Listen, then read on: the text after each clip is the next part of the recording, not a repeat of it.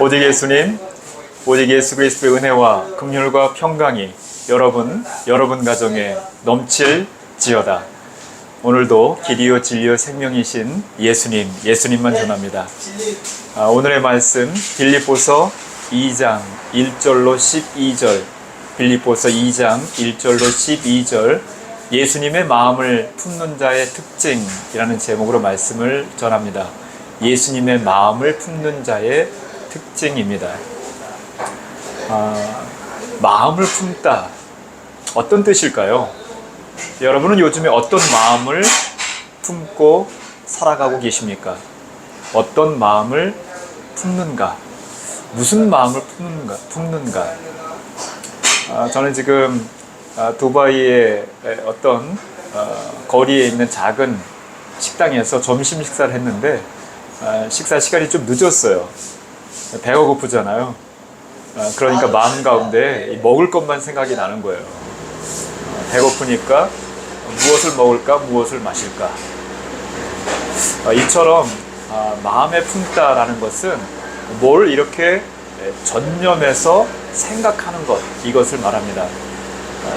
오늘 성경 헬라어에서는 프레네오 하는데, 이 프레네오는 전념하다, 생각하다, 이런 의미가 있죠. 마음을 품는다, 전념해서 뭘 이렇게 골똘히 생각하는 것입니다. 여러분은 요즘에 마음에 품고 있는 것이 무엇입니까? 무엇을 전념해서 골똘히 생각하고 계십니까? 오늘 빌립보서 2장 말씀에서는 예수님의 마음을 품으라 말씀을 하고 있죠. 즉 예수님만을 오로지 생각하고 골똘히 전념해라 말씀을 하고 있는 것입니다. 예수님의 마음을 품으라. 예수님께서 나에게 베풀어 주신 구원의 은혜를 감사하고, 또 내가 오늘 예수님처럼 느끼고 생각하고 예수님처럼 행동하며 어떻게 살아갈 것인가, 그것에 전념하여 생각하라는 것이죠. 예수님의 마음을 품으라.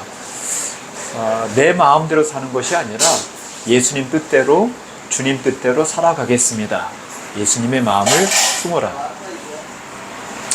빌립보서의 말씀인데, 먼저 빌립보 교회를 향해서 주신 말씀이라는 것을 전제로 해서 우리가 이해를 할 필요가 있죠. 빌립보 교회를 보니까 바울이 처음으로 유럽에 들어가서 개척한 교회가 이 빌립보 교회예요. 처음에는 이 세 사람이 시작한 교회를 개척 설립한 그러한 이 빌립보 교회잖아요. 먼저는 자주 옷감 장사 루디아, 옷감을 팔러 이곳저곳 다니면서 살았던 이 루디아라는 여인, 그리고 빌립보 감옥의 간수, 거리의 마술사 시몬, 이렇게 세 사람이 정말 예수님의 마음을 품고 열심으로 살았던 이 세 사람이 시작했던 교회입니다. 그런데 오늘 이 말씀을 쓰고 있는 이 당시 예수님께서 주신 말씀으로 은혜 받아, 그래서 구원의 은혜를 입은 바울이 빌립보에서 말씀을 전하여서 그래서 세워진 이 빌립보 교회, 처음에는 예수님의 마음을 품었던 이 세 사람으로 시작한 이 교회가 이제 약 15년, 20여 년 지나면서 변하게 돼요. 성도들은 많아졌는데 성도들 가운데에 예수님의 마음을 품는 모습이 부족한 거예요. 그러니까 이 교회를 향해서 바울이 예수님의 마음을 품어라 말씀을 하고 있는 것이죠. 처음에 예수님의 마음을 품었을 때에는 빌립보 교회가, 아니 이 당시에 초대교회가, 초대교회들이 늘 그랬듯이 성령이 임하고 각 방언으로 기도하고 날마다 모여서 하나님을 찬양하고 봉사하고 섬기고 떡을 떼면서 이웃을 돌보는 그런 교회 모습이었죠.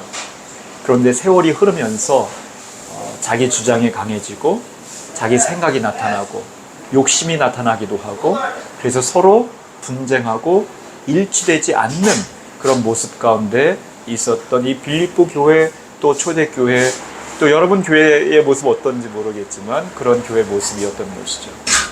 그러니까 이 바울이 하나님께서 우리에게 주시는 말씀, 그리스도 예수의 마음을 품어라 말씀을 하고 있습니다. 예수 그리스도의 마음을 품으라. 예수 그리스도의 마음을 품는 자, 이러한 자들은 도대체 어떤 자들일까? 어떤 모습일까?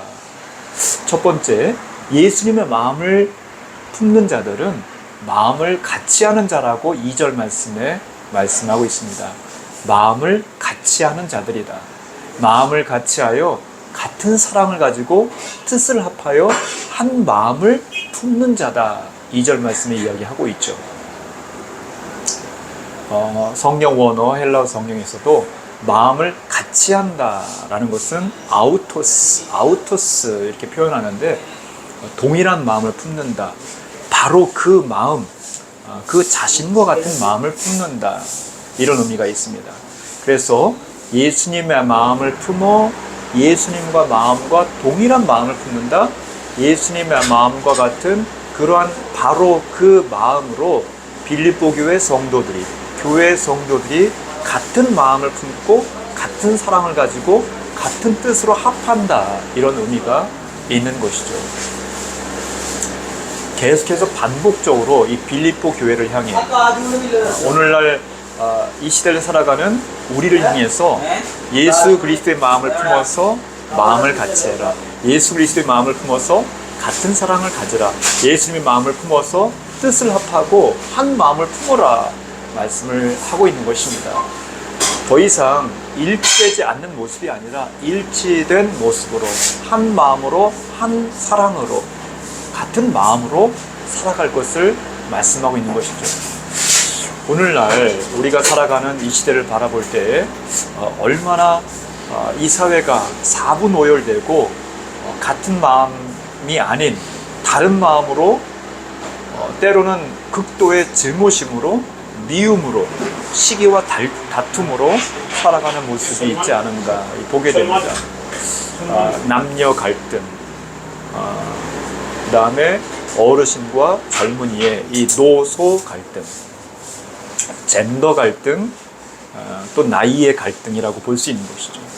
뿐만 아니라 진보와 보수의 갈등, 우리나라의 정치 상황을 볼 때 얼마나 암울한지 모릅니다. 최근에 벌어지고 있는 이러한 모습을 볼 때에 이 나라, 이 민족이 어떻게 될 것인가 정말 근심 걱정이 많이 되는 그런 모습인데 하나님께서는 분명 이 나라와 이 민족 마음을, 뜻을 같이 하여서 하나님 앞에 무릎 꿇고 먼저 회개하며 주님 앞에 돌아와서 한 마음을 품어서 그래서 전 세계 선교하는, 복음을 전하는 그러한 민족, 그러한 나라가 되게 하리라, 그런 믿음이 있습니다. 여러분도 그렇게 함께 기도해 주시기 바랍니다. 여러분 교회가 혹시 어려움이 있다면은 한 마음이 아닌 것 때문에 어려움이 있다. 같은 뜻을 품어 한 마음으로 마음을 같이 해서 예수님의 마음을 품어서 살아갈 수 있도록 여러분 교회, 이 나라와 이 민족, 여러분 가정, 여러분 자신을 위해서 기도하고 간구하고 그리하여 예수 그리스도의 한 마음으로 살아가시는 여러분 되시기를 간절히 축원합니다. 두 번째로 예수 그리스도의 마음을 품는다. 그것은 겸손한 자의 모습이다 말씀을 하고 있죠. 오늘 말씀 3절 말씀인데요. 아무 일에든지 다툼이나 허용을 하지 말고 오직 겸손한 마음으로 각각 자기보다 남을 낮게 여기고 이렇게 말씀을 하고 있죠. 그리스도 예수의 마음을 품으라.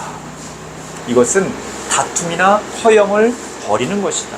다투지 않고 허용, 자만, 교만하지 않고 불화하지 않고 분쟁하지 않는 자의 모습인 것이죠. 사탄은 어떤 자인가요? 허용케 하고 다투게 하고 불화 분쟁 가운데 있게 하고.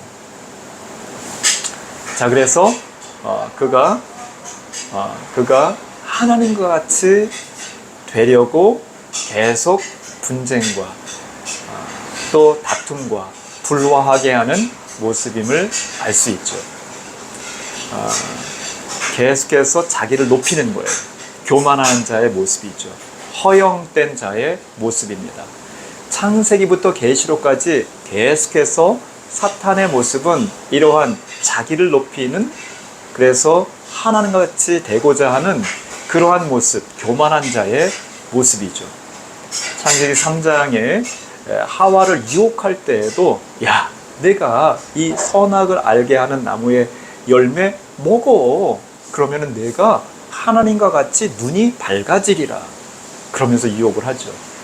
창세기 11장에 바벨탑 사건 나오는데 야, 너희들이 하나님과 같이 높아지리라. 우리가 하나님과 같이 높아지리라 하면서 바벨탑을 쌓죠. 계속해서 이사야 14장 14절 말씀에서도 내가 가장 높은 구름에 올라 지극히 높은 자와 같이 비기리라 이야기를 하죠. 하나님과 같이 높아지리라, 하나님과 같이 눈이 밝아지리라, 하나님과 같이 비기리라 이렇게 말하던 사탄이 계시록에 가면 어떤 표현으로 나오느냐? 하나님보다 더 높아지리라 말씀하고 있어요. 계시록 17장 말씀 보면은 무저갱으로부터 올라온 짐승, 이 용인데요. 옛뱀, 마귀, 사탄이라고 부르는 이 자가 이제 하나님과 비기리라, 하나님과 같이 되리라 보다 하나님보다 더 높아지리라.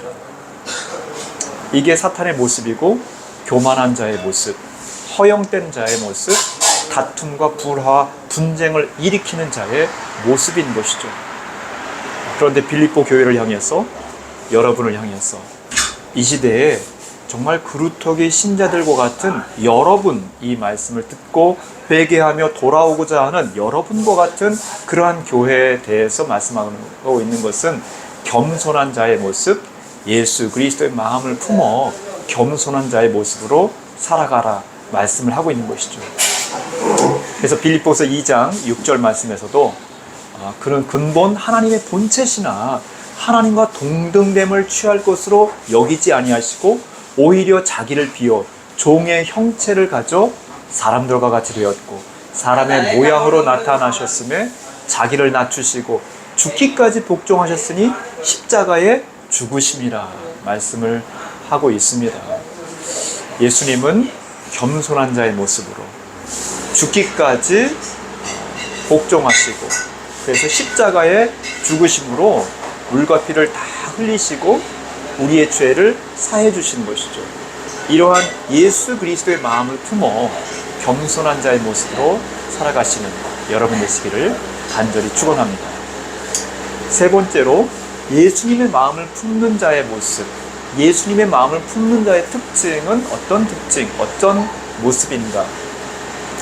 자기를 돌아볼 뿐더러 다른 사람들을 돌아보는 자라고 4절 말씀에 이야기하고 있죠. 나를 돌아볼 뿐만 아니라 다른 사람들까지 돌아보는 자다. 나의 이익만, 나의 유익만 구하는 것이 아니라 나의 이익, 나의 유익도 있어야 되겠죠, 살아가는데. 그런데 나의 이익, 나의 유익만 돌아보고 찾는 것이 아니라 다른 사람의 이익, 다른 사람의 유익, 다른 사람들도 돌아보는 자가 예수님의 마음을 품는 자다 말씀을 하고 있습니다. 나아가서 다른 사람의 은사, 다른 사람이 무엇을 잘하는지, 그래서 그것을 도와줘서 더 잘할 수 있도록 하는 그러한 자의 모습, 그러한 자의 특징이 예수 그리스도의 마음을 품는 자의 특징이라는 것입니다. 계시록 12장 말씀 보면은 해 입은 여자가 나와요. 해를 입었다. 해, 달, 별. 이 교회를 말하는데요. 이 여자 교회를 말하는데 예수 그리스도의 이 빛으로서 그리고 달, 이 세상을 딱 딛고 서 있는 그런 모습입니다. 그런데 이 해 입은 여자가 좀 전에 말씀드린 무저갱으로부터 올라온 용, 옛뱀, 사단 이것으로부터 핍박을 받아요. 박해를 받습니다. 그래서 이 핍박 가운데 쫓기고 쫓기지만 그 가운데서도 이 해 입은 여자가 아이를 낳습니다. 아이를 낳아요. 영혼들을 영혼들을 구원해내는 자의, 구원해내는 교회의 모습인 것이죠. 그 힘들고 어려운 핍박, 그 위험 가운데서도 한 영혼 구해내는, 한 영혼 이웃을 돌보는 그러한 자의 모습인 것이죠.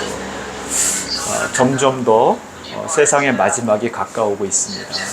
얼마나 많은 어려움들이 여러분의 삶 가운데 있습니까? 과거와 현재 돌아볼 때에 현재가 더 힘들고 앞으로 더 암울하다, 이러한 분들을 많이 만나게 됩니다. 세상의 마지막, 전쟁, 또 자연재해, 거짓 선지자, 많은 이런 마지막 때의 모습 가운데서도 나를 돌아볼 뿐더러 이웃을, 주변을 돌아보고 또 저들을 주님께 또 인도하고, 그리하여서 예수 그리스도의 마음을 품은 자로서 겸손하게 하나님의 말씀에 귀 기울여 마음을 같이하여 하나님의 일꾼들, 하나님의 몸된 교회 여러 성도들과 함께 하나님 앞에 더욱더 가까이 나아가시는, 주님 앞에 더욱더 영광 돌리시는 예수 그리스도의 마음을 품는 여러분 되시기를 주의 이름으로 간절히 축원합니다. 오직 예수님.